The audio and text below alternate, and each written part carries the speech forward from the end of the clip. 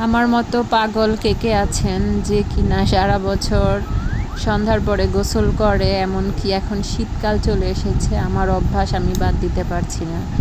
এই তো সন্ধ্যার পরে এতগুলি কাপড় ধুলাম, তারপরে গোসল করে নামাজ পড়লাম। এখন রান্নাঘরে চলে এসেছি, আমার শ্বশুর এসেছে, তো উনি গরুর মাংস কিনে এনেছে। কখনো বলে না যে এটা ওটা রান্না করো, তো আজকে বলছে যে রান্না করো। আমি বললাম রাতে করব না দিনেই করি, তো আমার শ্বশুর বলছে না সকালে আমি চলে যাব, রাতেই করো।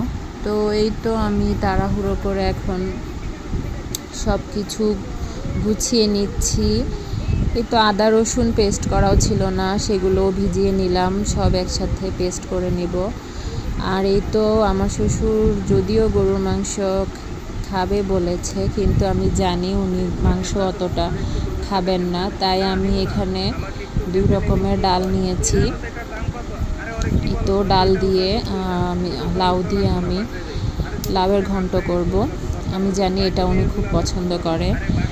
তো এই তো আমি এখানে বসিয়ে দিয়েছি। প্রথমে ডালগুলিকে ধুয়ে লবণ, হলুদ, মরিচ, ধনিয়ার গুঁড়া দিয়ে বসিয়ে দিয়েছি। তারপর লাউগুলিকে ছোট ছোট করে কেটে এখানে আমি ডালের সাথে দিয়ে দিয়েছি। এখন সিদ্ধ হতে থাকুক।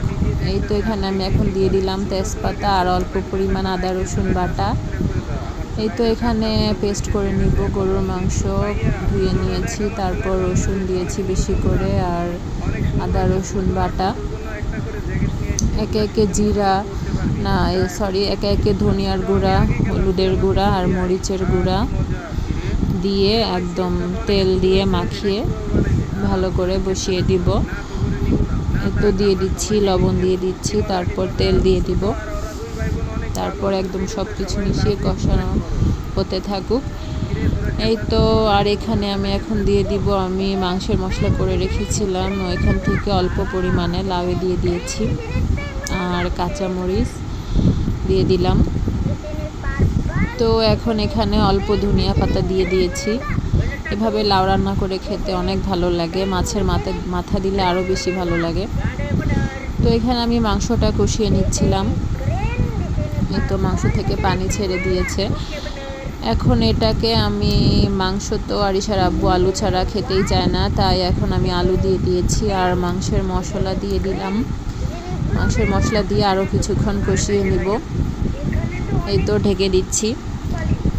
আর এখানে লাউয়ের জন্য আমি পেঁয়াজ বেরেস্তা করে নিচ্ছি, যেহেতু তেল দেওয়া হয় নাই, তাই আমি এখানে পেঁয়াজ বেরেস্তা করে লাউয়ে দিয়ে দিব। এই তো মাংসটা পুরোপুরি কষানো হয়ে গিয়েছে। এখন এখানে আমি ঝোল দিয়ে একবারে প্রেসার কুকারে বসিয়ে দিব। আর ডালে বাগার দেওয়ার পরে একটু জাল করে নিচ্ছি। এই তো প্রেসার কুকারে মাংসটা বসিয়ে দিয়েছি, তাহলে তাড়াতাড়ি সিদ্ধ হয়ে যাবে। আর এখানে পোলাওয়ের চাউল ভালো করে ধুয়ে নিয়েছি। এই তো আমার রান্না বান্না শেষ। রান্না করতে করতে একদম অনেকটা সময়ই লেগেছে। তো সবাই ভালো থাকবেন, আল্লাহ হাফেজ।